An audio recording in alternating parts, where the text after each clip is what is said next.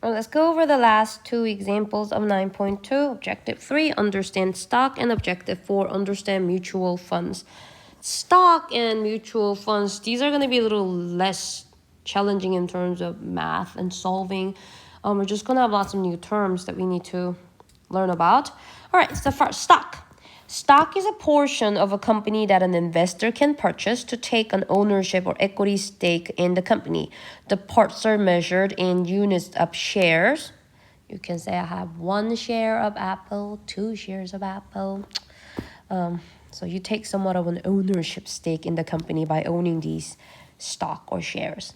All right, so one thing that they're going to ask you to find is something called market capitalization. And market capitalization is simply price per share, how much is 1 share, multiplied by number of shares available out there. Okay, that's how you will find market capitalization.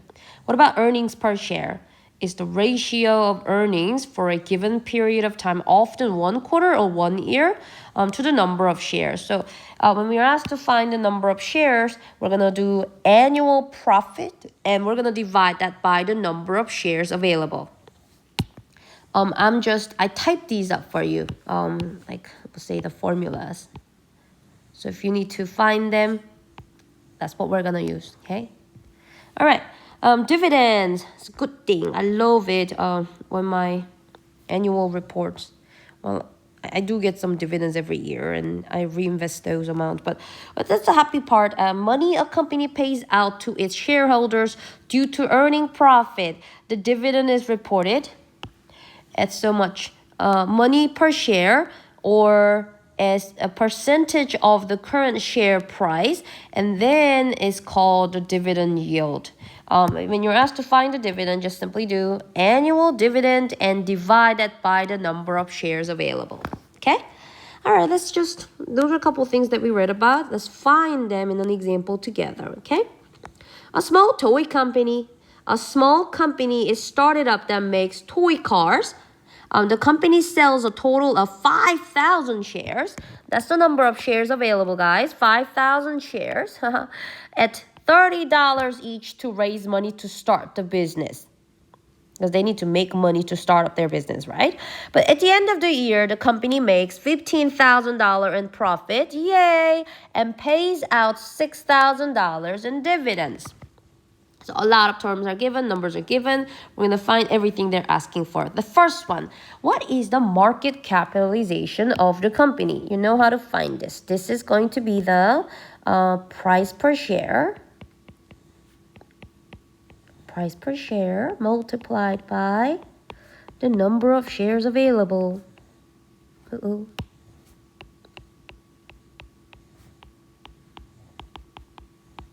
So what's that going to be? Price per share is $30 instead. And how many of those are available? There are 5,000 of them. So if you multiply 30 times 5,000, you will get $150,000 for market capitalization of this small company. All right. Now, they're asking what is the share price. Oh, they gave it to us. The share price is $30 per share. So I'll write down 30. What is the earnings per share? Now, remember, earnings per share is annual profit divided by the number of shares available, right? So we need to find the annual profit in this problem. So earnings per share, let me make a little note. Annual profit divided by number of shares available. So how much was the profit? They said the company makes $15,000 in a year, right? And we had how many shares available? 5,000. So if you add 15,000 divided by 5,000, you will get that the earnings per share is $3. Okay? All right. What about the PE ratio? Now, this is from before spring break. Remember, PE ratio is the share price divided by earnings per share. So we just found that $3. We're going to use it. All right, let's find the PE ratio. PE ratio is equal to share price divided by earnings per share. And we have both of these numbers. Earning per share, not shares. Okay, how much was this share? $30, right? And how much was the earnings per share? It was $3. So what was the PE ratio? 10. I think, remember we did something like we looked at historical PE ratio of a company, decided is it higher, is it about the same or below the historical PE ratio.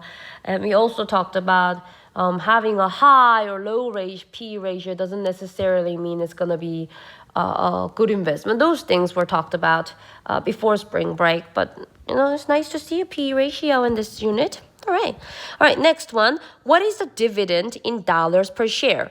Now, dividend we just simply calculated by dividing the annual dividend by the number of shares available, right?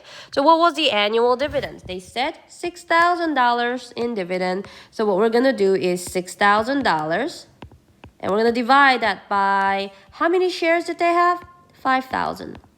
So if you do 6,000 divided by 5,000, you're going to get $1.20. Hey, hold on. Let me double check. What is 6,000 divided by 5,000? That's going to be $1.20. So the dividend per share is going to be $1.20. Last one. What is a dividend as a percentage of the share price? This is simply just asking you to find the dividend, $1.20. as a percentage of all of the share price. And remember, the share price was $30.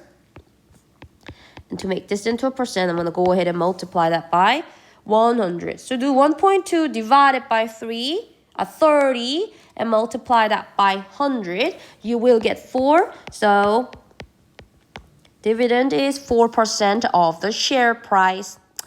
That's it, right? It's much simpler than the CD example or the municipal bond or T-bond example that we did. Why not? We talked about all these terms. That's great. All right, let's look at the very last one called mutual funds.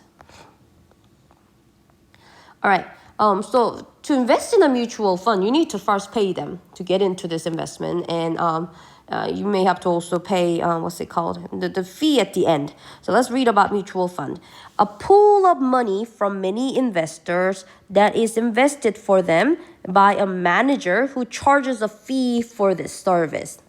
So like a financial planner, they're going to charge you a fee to invest with them. And this fee is called front-end load, an upfront fee that you're going to have to pay upfront first, or deferred fee, and if it's deferred fee, then they're going to call it deferred load, for allowing you to invest your money with the financial planner offering investment product such as mutual funds.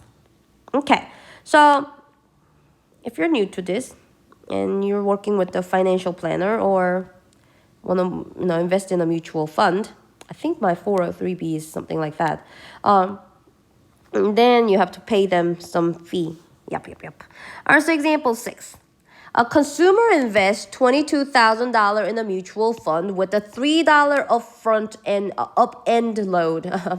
front-end load. So what does that mean? This person needs to pay 3% of that amount of money to join this investment, okay? And later, it's going to have to pay 2.2% annual expense fee, which is charged as a percentage of the consumer's balance at the end of the year. The fund increases in. I mean, if you look at it, it's like I have to pay so much money out of my own money to invest my money. But then here's the thing. The fund increases in value by 19.4% over the first year. I know you have to pay the front-end load and then the annual expense at the end of the year, but still your money is going to grow a lot, and you're working with what?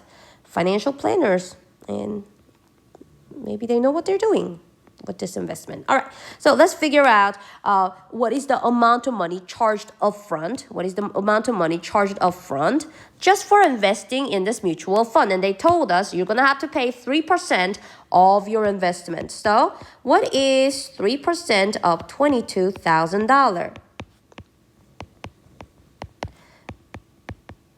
So that's what you're going to do. So do 22,000 times 0.03. we got that the fee is $660. So before you invest, you need to pay them $660. All right, so after subtracting the front end load, let's subtract. So you originally had this much money, but then out of those $660 is going as a charged what's it called, front end load. The remainder of the money grows at. So what's the remainder of the money? So I'm gonna subtract real quick. 22,000 minus 660. So I end up really only investing $21,340, but this money will grow 19.4% over the first year. So if it's gonna grow 19.4% over the first year, at the end of this year, I'm going to have my original 100% plus 19.4. Therefore, I'm going to have 119.4% of what I started with. So let's find that. What is 119.4% of $21,340? And I'm going to go ahead and multiply $21,340 by 1.194. That's the decimal of $119 and 119.4%. All right, let me carefully type that in my calculator here. The amount invested times 1.194. And that comes out to be, oh yay, $25,479.96. So that is the ending balance before, oh dear. And they're going to charge us one more time the expense fee. Before the expense fee goes out, that's how much money we have at the end of this first year. Now they're going to ask you to pay more money. What's the expense fee charged on the balance? Now remember, expense fee is 2% to 2.2% of consumer's balance after at the end of the first year. So at the end of the first year, we have $25,479.96. They're going to charge us 2.2% of it. So by simple multiplying, we'll be able to find the expense fee. Hopefully it's not too much. Times 0.022. That gives us that the fee that we have to pay them is $560.56. I rounded up 559 to 56 there, okay? All right, D.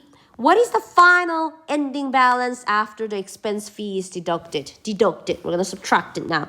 Now, remember the balance was $25,479.96. But now we have to pay them that $560.56 as an expense fee. So subtract 25,479.96 minus $560.56. That means we're going to end up with $24,919.40. Yay! And that is the final ending balance. Now, here's the good news. You spent a lot of money investing in this mutual fund. You had to pay them the $660 front-end load, and you also had to pay them this expense fee of $560. Over $1,000 you paid them to invest. But look, you started with $22,000. Final ending balance is $24,919.40. So you still made some money. This was a good investment. So, it's very reasonable for us to think about what's the total rate of return for this first year. Now, I'm going to give you something that we already know. You know how to do the total change. Total change divided by the original value, right? And we'll multiply this by 100. So the total change or the absolute change that we can find is subtracting the money that we have at the end minus the original amount of $22,000. And we're going to divide that by the original amount of $22,000. And to make this into a percentage, I'm going to multiply that by 100. So what is the numerator? If you do 24,919.40 minus 22,000, you get, hello, we made $2,919.40. And we started with $22,000. Multiply first divide 22,000. And then if you multiply that by 100, you will get the total rate of return for this first year is 13.27%. That's a great thing. All right. So remember they said what? The fund, actually, the money grew by 19.4% over the first year, but we had to take away all those front-end fee and the expense fee at the end. So really, our money grew at 13.27%. That's still a growth. That's great. So that's it for securities. In this unit, we looked at how we can invest with cash, stock, mutual funds, and bonds. We just did some math calculations with them, but hopefully you got some... you heard enough terms, so when you see them again, you have some ideas about what they are. I did have a little whoopsies typos on example 4. So I fixed that and I posted the new notes. But as we were going over them in our previous video, I had to change that example 4 to a T-note problem, right? All right, so that's it for 9.2 today. Wednesday.